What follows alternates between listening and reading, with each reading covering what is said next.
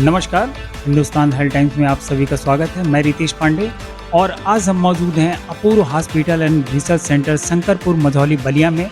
और यहाँ हम मुलाकात करेंगे डेंटिस्ट डॉक्टर सुलेमान तारिक खान से और इनसे हम आज जानेंगे बच्चों के दांतों में होने वाली बीमारियां व उपचार और सावधानियां क्या हैं। नमस्ते। बच्चों में जो दाँतों से रिलेटेड बीमारियाँ होती हैं, वो उसके कई सारे फ़ॉर्म्स होते हैं कि सबसे ज़्यादा तो बच्चों में सड़न होती है। सड़न अब दाँतों में जो हो रही है, उसको फैलने का पैटर्न क्या है? पहले ऊपर के दाँत खराब हो रहे हैं या नीचे के दाँत खराब हो रहे हैं या पीछे के दाँत खराब हो रहे हैं?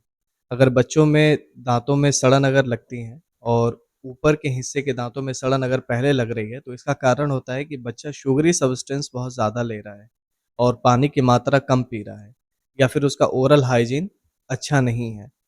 अगर बच्चों में नीचे के दाँतों में सड़न अगर ज़्यादा हो रही है, तो इसका एक ये भी प्रभाव माना जाता है कि बच्चों में लार ग्रंथि से लार निकलने की जो मात्रा है, वो कम हो रही है और बच्चा ब्रशिंग सही से नहीं कर रहा है। तो सबसे ज़्यादा जो परेशानी होती है सड़न की वजह से वो यही होती है कि जो दूध के दाँत होते हैं वो अपने समय से पहले टूट के गिर जाते हैं, जिसकी वजह से दाँतों के बीच में जो गैप होता है वो कम हो जाएगा, जिसके कारण जो परमानेंट टूथ निकलेगा उसके लिए जगह ही नहीं बचेगी और भविष्य में जब बच्चा 14-15 साल का होगा तो उसके सारे दाँत टेढ़े-मेढ़े हो जाएँगे।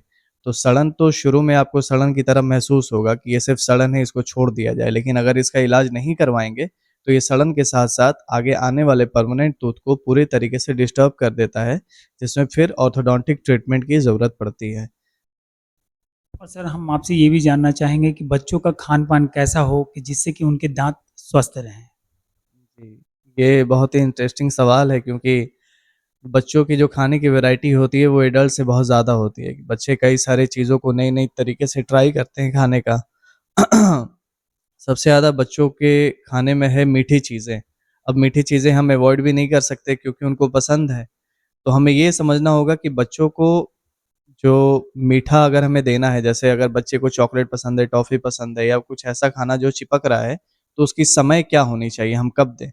तो जब बच्चे को खाना खिलाया जाए और खाना खिलाने के जब खाना खा ले उसके 1 घंटे के अंदर आप टॉफ़ी, चॉकलेट अगर दे रहे हैं, तो बच्चे को सड़न रिलेटिवली कम होगा, ये रिसर्च है। अगर बच्चा खाना खाने के 5 घंटे के बाद चॉकलेट या टॉफ़ी की टॉफ़ी का सेवन करता है, तो उस स्थिति में दाँतों में सड़न ज़्यादा पैदा होती है।